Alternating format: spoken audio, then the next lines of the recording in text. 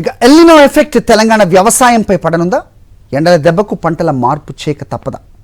ఎండకు తట్టుకునే తక్కువ నీళ్లతో సాగే పంటల్ని రైతులు వేయాల్సి ఉంటుందా? ఈ పంటల మార్పిడి ఈ వర్షాకాలం నుంచే మొదలు పెట్టాలా అంటే అవుననే అంటున్నారు వ్యవసాయ శాఖ అధికారులు. అయితే దీనిపై ఇప్పటికే కసరత్తు పూర్తి చేసిన వ్యవసాయ శాఖ రాష్ట్రం అంతటా కూడా ప్రచారం చేస్తోంది. తెలంగాణ రాష్ట్రంలో ఎక్కువగా పండించే పంట వరి. అది దొడ్డు రకం లేదా సన్న రకం ఏదైనా వరి సాగు ఎక్కువగా ఉంటుంది. అయితే వరి సాగు చేయడానికి నీళ్లు సమృద్ధిగా ఉండాలి. కానీ ఇక నుంచి వరి సాగుకు బదులు ప్రత్యామ్నాయ పంటల వైపు రైతుల దృష్టి మళ్లాలని ప్రభుత్వం కసరత్తు చేస్తోంది. పంటల మార్పిడి ఈ సీజన్ నుంచే మొదలు పెట్టాలని సూచిస్తోంది. ఎండను తట్టుకునే విధంగా పంటలు వేయాలని వ్యవసాయ శాఖ సూచిస్తోంది.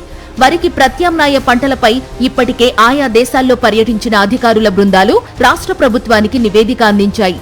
ఎలాంటి పంటలు వేయాలి, ఏ జిల్లాలో ఎలాంటి పంటలకు భూములు అనుకూలంగా ఉంటాయనేది ప్రణాళిక పూర్తి చేసిన వ్యవసాయ శాఖ గ్రౌండ్ లెవెల్లో ఇంప్లిమెంట్ చేయడానికి ప్రయత్నం మొదలుపెట్టింది. జూన్ నెలలో సాధారణ వర్షపాతం నమోదయ్యే అవకాశాలు ఉన్నప్పటికీ రైతులు దానిని ఆధారంగా చేసుకుని అధిక నీరు అవసరమయ్యే పంటల సాగుకు మొగ్గు చూపకూడదని వ్యవసాయ శాఖ హెచ్చరిస్తోంది.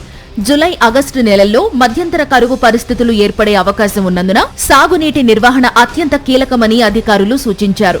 ఆగస్టు, సెప్టెంబర్ నెలల్లో నీటి సరఫరా నిరంతరంగా కొనసాగుతుందనే నమ్మకం ఉన్న ప్రాంతాల్లో మాత్రమే వరి సాగు చేయాలని, లేని పక్షంలో ప్రత్యామ్నాయ పంటలను ఎంచుకోవడం ఉత్తమమని వ్యవసాయ రంగ నిపుణులు అభిప్రాయపడుతున్నారు.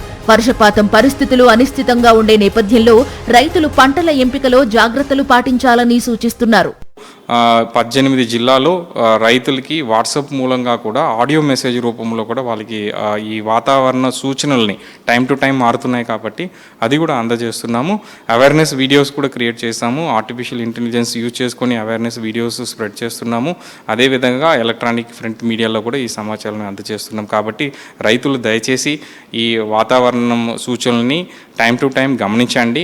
దాని తగినట్టు మీరు మీ ప్రాంతంలో నమోదయ్యే వర్షపాతం ప్రకారం దాని తగినట్టు ఈసారి పంటలు వెన్నుకోవాలి, దాని ప్రకారం ముందుకు వెళ్ళాలని కూడా ఈ సందర్భంగా కోరుకుంటున్నాం. వరికి ప్రత్యామ్నాయ పంటలుగా రైతులు కూరగాయలు, పండ్ల సాగు వైపు మొగ్గు చూపితే అధిక ఆదాయం సాధించే అవకాశాలు ఉన్నాయని వ్యవసాయ శాఖ వెల్లడించింది. ఈ ఏడాది నుంచి మార్కెట్ సౌకర్యాలను మరింత మెరుగుపరుస్తూ రైతులు తమ పంటలను నేరుగా చేను నుంచి మార్కెట్కు తీసుకొచ్చి విక్రయించేలా ఏర్పాట్లు చేస్తున్నట్లు తెలిపింది. సాధారణంగా రైతులు పెద్ద ఎత్తున కూరగాయలు, పండ్లు మార్కెట్కు తీసుకొచ్చిన సమయంలో ధరలు పడిపోతుండగా అదే సరుకును దళారులు కొనుగోలు చేసి అధిక ధరలకు విక్రయిస్తున్న పరిస్థితులు కనిపిస్తున్నాయి. ఈసారి అలాంటి పరిస్థితులు తలెత్తకుండా ప్రభుత్వం ప్రత్యేక చర్యలు చేపడుతోంది. ఇక వానాకాలం పంటల సాగుపై వ్యవసాయ శాఖ లక్ష్యాలను నిర్దేశించింది.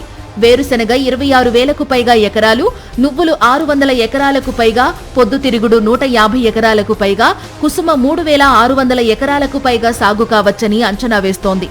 అలాగే జొన్నలు 39,000 ఎకరాలకు పైగా, సజ్జలు 1000 ఎకరాల్లో సాగయ్యే అవకాశముందని భావిస్తోంది. మొక్కజొన్నను 5 లక్షల ఎకరాలకు పైగా, కందిని 5 లక్షలకు పైగా ఎకరాల్లో సాగు చేయాలని లక్ష్యంగా పెట్టుకుంది. అదేవిధంగా మిర్చి దాదాపు 2 లక్షల ఎకరాలు, సోయాబీన్ 4 లక్షల ఎకరాలకు పైగా, పెసర్లు 60,000 ఎకరాలకు పైగా, మినుములు దాదాపు 30,000 ఎకరాల్లో సాగు చేసేలా రైతులను ప్రోత్సహించేందుకు చర్యలు చేపడుతోంది. వాతావరణ పరిస్థితులు, నీటి లభ్యతను దృష్టిలో ఉంచుకుని రైతులు పంటల ప్రణాళిక రూపొందించుకున్న వ్యవసాయ శాఖ అమలుకు అడుగులు వేస్తోంది. దీంతో పాటు రైతులకు అధిక ఆదాయం, మెరుగైన మార్కెటింగ్ సౌకర్యాలు కల్పించడమే లక్ష్యంగా ప్రభుత్వం పంటల వైవిధ్యీకరణకు ప్రాధాన్యత ఇస్తోంది. అయితే రైతులు సంప్రదాయ పంటలకు బదులుగా ప్రత్యామ్నాయ పంటల సాగుపై ఆసక్తి చూపే అవకాశం ఉంటుందా లేదా చూడాలి.